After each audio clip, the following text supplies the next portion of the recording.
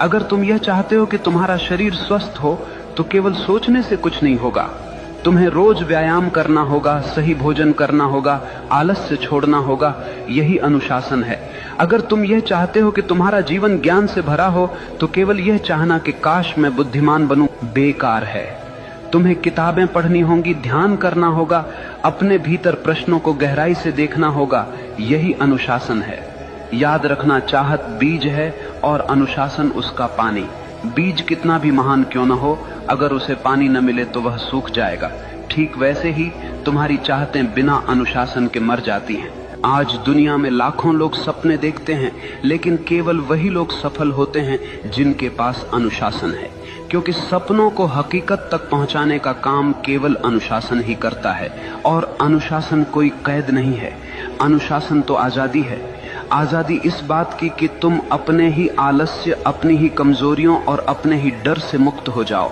देखो, एक नदी जब तक बह रही है वह जीवन देती है, लेकिन वही नदी अगर बिखर जाए, फैल जाए तो केवल कीचड़ बन जाती है। अनुशासन नदी के किनारों जैसा है, जो तुम्हारी ऊर्जा को दिशा देता है, गहराई देता है और तुम्हें तुम्हारे मंजिल तक ले जाता है। इसलिए अगर तुम सच में वही बनना चाहते हो जो तुम चाहते हो तो केवल चाहने से कुछ नहीं होगा। तुम्हें अपने जीवन में अनुशासन की आग जलानी होगी। हर दिन, हर क्षण अपने लक्ष्य के लिए समर्पित होना होगा। और जब चाहत और अनुशासन मिलते हैं तो चमत्कार होता है। तब मनुष्य वही बनता है जो वह चाहता है।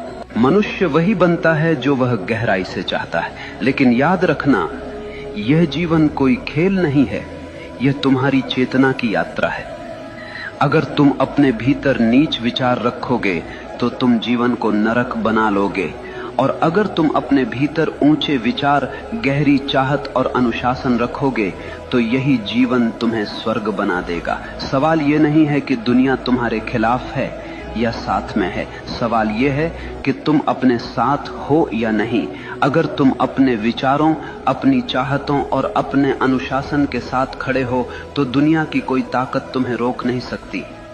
याद रखना, भाग्य बाहर से नहीं आता, भाग्य तुम्हारे भीतर से जन्म लेता है। जैसे तुम सोचते हो, जैसे तुम चाहते हो, जैसे तुम जीते हो, वही तुम्हारा भविष्य बनता है। तो उठो, अपने डर को छोड़ो, अपने संदेह को जलाओ, अपनी चाहत को इतना गहरा बना लो कि वह तुम्हारी हर सांस में समा जाए, और फिर देखना पूरा ब्रह्मांड तुम्हारे रास्ते को साफ करने लगेगा।